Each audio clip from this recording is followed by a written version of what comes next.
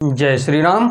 आइए चलते हैं हम आपको फिर भोलेनाथ के श्री शिव महापुराण की कथा में, जिसको सुनने और पढ़ने मात्र से ही भोलेनाथ हमारा आपका देश संसार का कल्याण कर देंगे।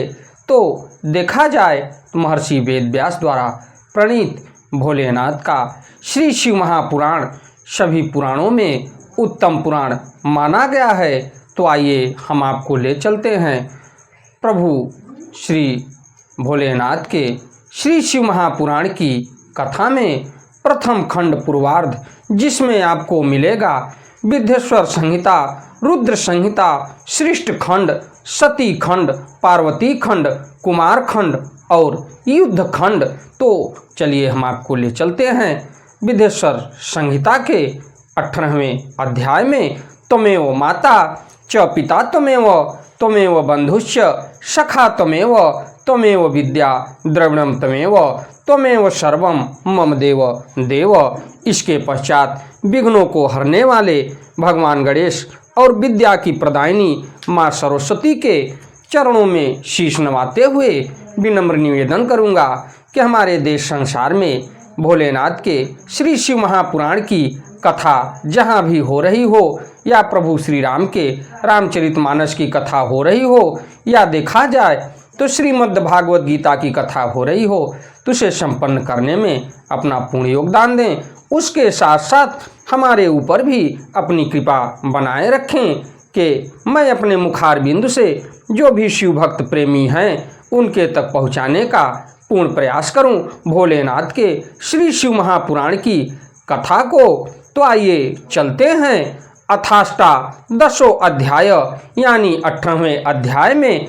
तो 18वें अध्याय में देखा जाए तो बंधन और मोक्ष का विवेचन, शिव पूजा का उपदेश, लिंग आदि में शिव पूजन का विधान, भस्म के स्वरूप का निरूपण और महत्व, शिव के भस्म धारण का रहस्य, शिव एवं गुरु शब्द की व्युत्पत्ति तथा विघ्न शांति के उपाय और शिव धर्म का निरूपण।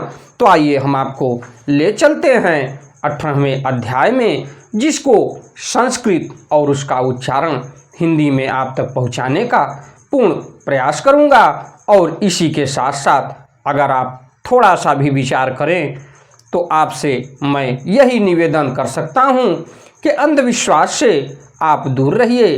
अंधविश्वास एक माया का जाल है। जिस तरीके से आप अंधविश्वास में पड़ेंगे उसी तरीके से आपको माया जाल में फंसना पड़ेगा। अगर आपको पढ़ना है या भक्ति करना है तो भोलेनाथ के श्री शिव महापुराण की कथा को सुनिए। और भोलेनाथ के अलावा देखा जाए तो प्रभु श्री राम के रामचरितमानस की कथा को सुनिए। और उसके बाद देखा जाए तो श्रीमद् भागवत गीता की कथा का स्मरण करिए। और जो भी आपका संस्कार हो, संस्कार के द्वारा आप मंदिरों में भोलेनाथ के श्री चरणों में, बजरंगबली के श्री चरणों में, प्रभु श्री राम के श्री चरणों में समर्पित होइए और अपनी विनती प्रार्थना जो भी है उन्हीं से करिए। वो अगर आपके कष्ट को दूर नहीं करेंगे तो कोई धरती पर इंसान आपके कष्टों को दूर नहीं कर पाएगा। उनकी प्रेरणा बनेगी तो आपके सारे कष्ट दूर हो जाएंगे। तो आप अंधविश्वास को छोड़ के भोलेनाथ के श्री शिव महापुराण की कथा का स्मरण करिए। इसके प्रभाव से आपके घर में किसी भी प्रकार का व्याधि उत्पन्न नहीं होगा। तो आइए चलते हैं हम आपको भोलेनाथ के श्री शिव महापुराण की कथा में। तस्मा दस्य वशीकर्ता नान्योस्ति स शिव स्मृतः यथा सर्व मृगाणाम च हिंसको मृग हिंसकाः कः अस्य हिंसा मृगो नास्ति तस्मात् सिंह इति ऋतः सम नित्यं सुखा नंद मिकारः पुरुष स्मृतः वाकारः शक्तिर मृतं मेलनं शिव उच्यते तस्मादेवं स्वमात्मनां शिवं कृत्वार्च यच्छिवं तस्मा दुग्धोदुलनम पूर्व त्रिपुंड्रम धारयेत् परम पूजा काले ही सजलम शुद्ध्यर्थ निर्जलम भवेत् दिवा वा यदि वा रात्रो नारी वाथ निरोपि वा पूजार्थ सजलम भस्म त्रिपुंड्रेण धारेत त्रिपुंड्रम सजलम भस्मम घृत्वा पूजां करोति यः शिव पूजा फलम सांगम तस्यैव ही सुनिश्चितम भस्म वै शिव मंत्रेण घृत्वा हुच्चास्र मी भवेत् शिवास्र मीति संप्रोक्तः शिवैक परमोयतः शिव व्रतय कनिष्ठस्य न शौचम न च सूतकम ललाटेग्ने शीतम भस्म तिलकम धारयेन्मिन्द्रा स्वहस्ताद गुरुहस्तादा शिव भक्तस्य लक्षणम गुणान्द्रद इति प्रोक्तो गुरु शब्दस्य विग्रह सविकारानाराज सादिन गुणारंध्रध्य व्यापुहोति गुणातीतः परि शिवो गुरु रूपम समाश्रितः गुणत्रयम् व्योपहाग्ने शिव बोधयतीति सह विश्व अस्तानाम तु शिष्याणाम गुरु रीत्य विधीयते। उसके पश्चात देखा जाए तो थोड़ी सी सूक्ष्म बातों के लिए मैं आपको पीछे ले चलता हूँ। शिव ने अपने शरीर में अपने लिए रत्न स्वरूप भस्म को इस प्रकार स्थापित किया, जिसकी कथा मैं पिछली वीडियो में डाल चुका हूँ कि हम आप जैसे किसी गहने के शौकीन होते हैं या किसी पहनने के शौकीन होते हैं, तो इसमें भोजन की विशेषता नहीं दी गई है, इसमें सिर्फ धारण करने की विशेषता दी गई है।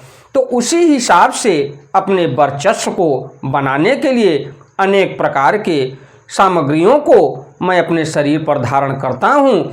उसी वर्चस्व को बनाने के लिए भोलेनाथ ने अपने शरीर में सिर्फ भस्म को ही धारण किया, जिसके लिए देखा जाए तो शिव ने अपने शरीर में अपने लिए रत्न स्वरूप, ध्यान दीजिएगा कि भोलेनाथ रत्न स्वरूप भस्म को इस प्रकार स्थापित किया है। आकाश के सार तत्व से उनके केश का निर्माण हुआ है, यानी बाल का। उसके बाद देखा जाए तो वायु के सार तत्व से मुख का निर्माण हुआ है, अग्नि के सार तत्व से हृदय, जल के सार तत्व से कटी भाग यानी शरीर का आधा भाग, और पृथ्वी के सार तत्व से घुटनों को धारण किया है। इस तरह उनके सारे अंग विभिन्न वस्तुओं के सार रूप हैं। तो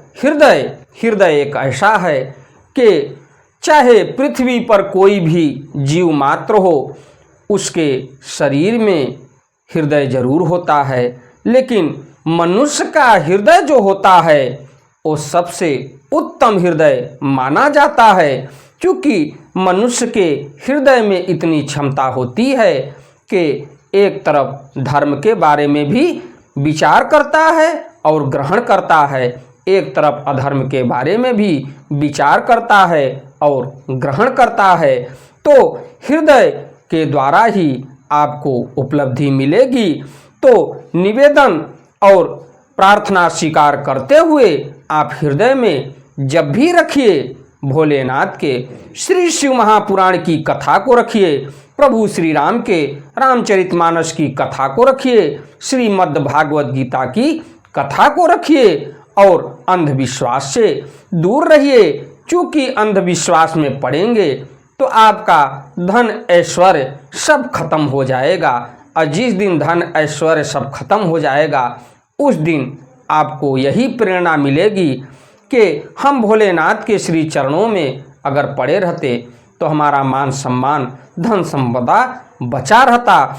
तो उसके पश्चात इस हिसाब से भोलेनाथ ने सभी स्वरूपों को धारण किया। महेश्वर ने अपने ललाट के मध्य में तिलक स्वरूप जो त्रिपुंड धारण करते हैं, तो देखिए भोलेनाथ अगर मस्तक पर जो त्रिपुंड यानी तिलक धारण करते हैं तो उसमें ब्रह्मा और भगवान विष्णु जो धरती के पालनहार हैं और नेत्र के आकार का जो मिलेगा त्रिपुंड में, उस नेत्र को भोलेनाथ स्वयं विराजमान होते हैं।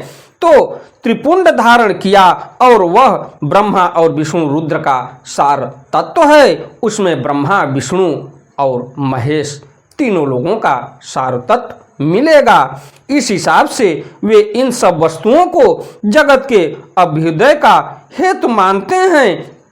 इन भगवान शिव ही प्रपंच के सार स्वरूपों को अपने वश में किया है, अतः इन्हें अपने वश में करने वाला दूसरा कोई नहीं है, इसलिए वे शिव कहे जाते हैं। जैसे समस्त मृगों का हिंसक मृग पशु सिंह कहलाता है और उसकी हिंसा करने वाला दूसरा कोई मृग नहीं है, अतएव उसे सिंह कहा गया है।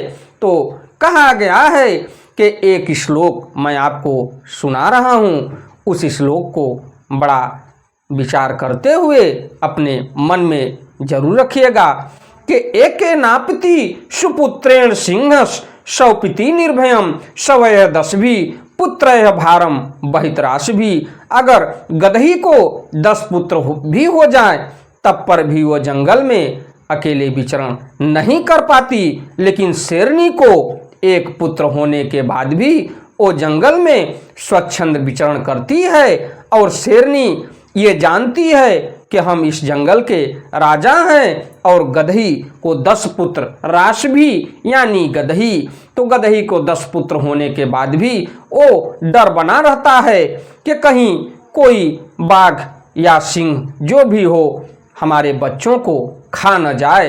तो इतना जरूर ख्याल करिएगा कि हमारी आपकी प्रेरणा बनती है धर्म के प्रति या मंदिर में अगर जाने के प्रति प्रेरणा बनती है तो उसमें भोलेनाथ की कृपा होती है। लेकिन किसी व्यक्ति को अगर आप भगवान के रूप में संबोधन करते हैं तो ये आपकी मूर्खता है। इस कलयुग में भगवान नाम की अगर कोई चीज है तो वो आपकी श्रद्धा और भक्ति अभाव है।